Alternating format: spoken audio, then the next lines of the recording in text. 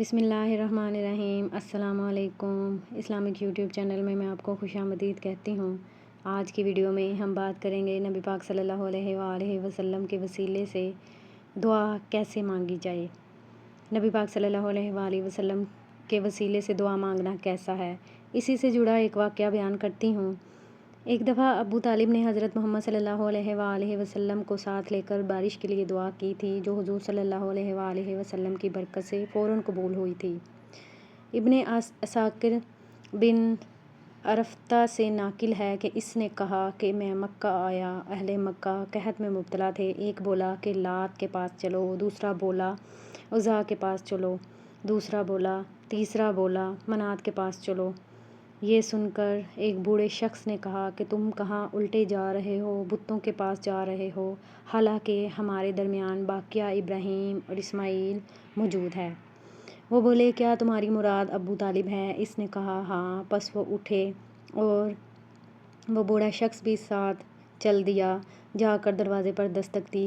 ابو طالب نکلے تو انہوں نے کہا کہ اے ابو طالب، جنگل قحط زدہ ہو گیا ہے، ہمارے زن اور فرزند قحط میں مبتلا ہیں، چلو اور ہمارے ساتھ میںہ کی دعا مانگو۔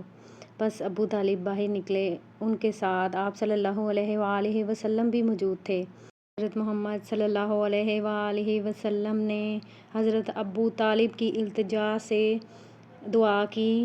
حضرت محمد صلی اللہ علیہ وآلہ وسلم نے التجا کرنے والے کی طرح اپنی انگلی سے آسمان کی طرف اشارہ کیا، حالانکہ اس وقت آسمان پر کوئی بھی بادل کا ٹکڑا نہ تھا۔ اشارہ کرنا ہی تھا کہ چاروں طرف سے بادل آنے لگے، برسا اور خوب برسا بادل، جنگل میں پانی ہی پانی نظر آنے لگا اور آبادی اور وادی سرسبز و شاداب ہو گئے۔ نبی پاک صلی اللہ علیہ وآلہ وسلم کی دعا کی قبولیت ہو گئی اور تمام لوگ خوش ہو گئے اور قحط جاتا رہا۔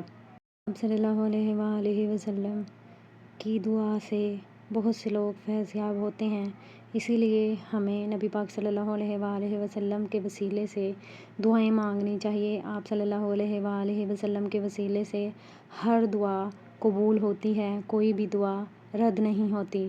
اگر آپ کو میری ویڈیوز اچھی لگی ہوں تو میرے چینل کو سبسکرائب کریں، ویڈیوز کو لائک اور شیئر کریں اور بیل کے آئیکن کو ضرور دبائیں تاکہ آنے والی ہر اسلامی ویڈیو آپ تک پہنچ سکے اور ہم بھی اور آپ سب صدقہ جاریہ میں شامل ہو جائیں۔ ملتے ہیں اگلی ویڈیو میں، تب تک کے لیے اللہ حافظ۔